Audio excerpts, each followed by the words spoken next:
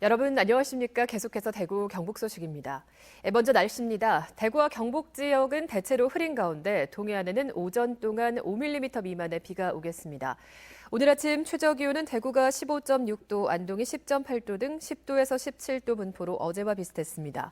낮 최고 기온은 대구가 23도, 안동이 22도 등 21도에서 24도 분포로 어제보다 1도에서 2도가량 높겠습니다. 대구지방기상청은 오늘 밤부터 찬 공기가 내려와 추워지겠다며 건강관리에 유의할 것을 당부했습니다. 오늘 새벽 0시 반쯤 영천시 상주-영천 고속도로 상주 방향 화산분기점 인근에서 화물차 2대와 승용차 2대가 잇따라 부딪히는 4중 추돌 사고가 났습니다. 이 사고로 승용차 운전자 35살 A씨가 숨지고 화물차 운전자 등 3명이 경상을 입었습니다. 경찰은 18톤 화물차가 앞서가던 4.5톤 화물차를 들이받으면서 앞뒤에 있던 승용차가 잇따라 충돌했다는 목격자 진술을 토대로 정확한 사고 경위를 조사하고 있습니다. 경상북도가 앞으로 10년 동안 동해안 5개 시군과 함께 추진해 나갈 12개 중점 사업을 선정해 발표했습니다. 앞으로 동해안의 새로운 먹거리는 어떤 분야가 될지 이규설 기자가 정리했습니다. 포항 동부청사에서 열린 환동의 블루파워 신성장 계획 수립 연구 용역 최종 보고회. 용역을 수행한 대경 연구원은 반드시 추진해야 할 중점 사업으로 해양 신산업, 에너지, 수산업, 해양 관광, 항만 물류, 영토 수호 등 6개 분야 12가지 사업을 제시했습니다. 포항에서는 무인 해양 장비 산업 성장 기반 조성 사업이 진행 중인데 이미 개발이 진행 중인 수중 건설 로봇과 수중 글라이더 기술을 고도화하는 한편 해양산업 융복합 R&D 센터 건립을 추진합니다. 경주에는 원자력 신재생 융합 시스템이 구축됩니다. 경주 간포에 국제에너지과학연구단지를 조성하는 것이 핵심인데 중수로 해체 기술원과 혁신 원자력기술연구원은 이미 유치했고 방사성 폐기물 정밀 분석 연구 융합 기술원과 국립지진방재연구원을 추가로 유치할 계획입니다. 영덕에는 노르웨이에서 상용화가 진행 중인 외해 플랜트형 양식 기술을 벤치마킹해 경북형 스마트 양식 생산 기반을 만들고 울진에는 해양치유센터와 금강송 에코리움을 연계한 해양치유 융복합 산업 집적단지가 조성됩니다.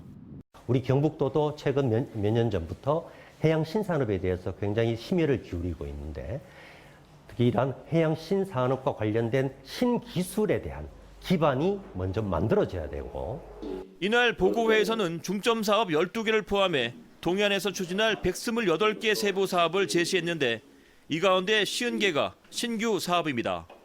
경상북도는 용역 결과를 동해안 발전 종합계획에 적극 반영하고 국책사업과 연계해 예산 확보에 나설 계획입니다. 경북 전체가 아닌 동해안 5개 시군만을 특화해 신성장 계획 수립을 위한 종합 용역을 수행한 것은 이번이 처음입니다. MBC 뉴스 이규설입니다. 경찰이 대구 유흥업소에 여성 도우미를 공급하는 속칭 보도방을 집중 수사하고 있습니다. 보도방 업주 1명을 구속한 데 이어서 또 다른 업주도 조사하고 있는데 수사가 유흥업계 전반으로 번질지 관심이 쏠리고 있습니다. 윤태호 기자가 취재했습니다.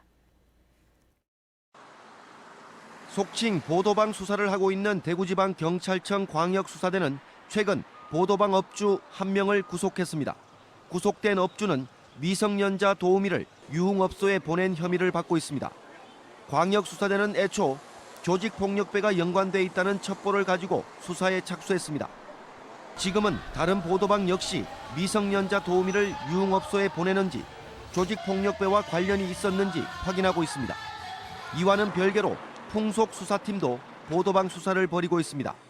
지난주 한 보도방 업주의 집을 전격적으로 압수수색을 했습니다. 탈세의 온상으로 지목된 불법 보도방의 자금 흐름을 살펴보기 위한 것으로 보입니다. 업주 집에서 수천만 원의 현금을 발견한 경찰은 업주의 휴대전화를 압수했습니다. 대구 유흥업계 전반으로 불똥이 튀지 않을까 바짝 긴장하고 있습니다. 여관에서 또 픽업을 한다든지 이런 경우가 있기 때문에 그럼 여관에 왜 갔노? 뭐 이차 갔는데 아이가 뭐 이런 식으로 하고 너 가게 갔노? 풀어라 뭐 이런 경우도 있잖아. 대구지방경찰청이 동시다발적으로 보도방을 수사하는 것은 상당히 이례적입니다.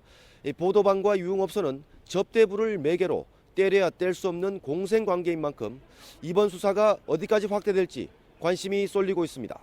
MBC 뉴스 윤태호입니다. 시민이 직접 예산 낭비를 신고하는 제도가 조금씩 성과를 내고 있습니다.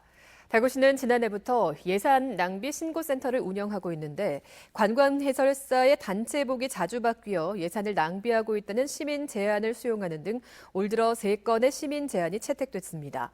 대구시는 올해 30여 명으로 이루어진 시민 감시단까지 꾸려 예산 낭비 감시를 더 강화했습니다.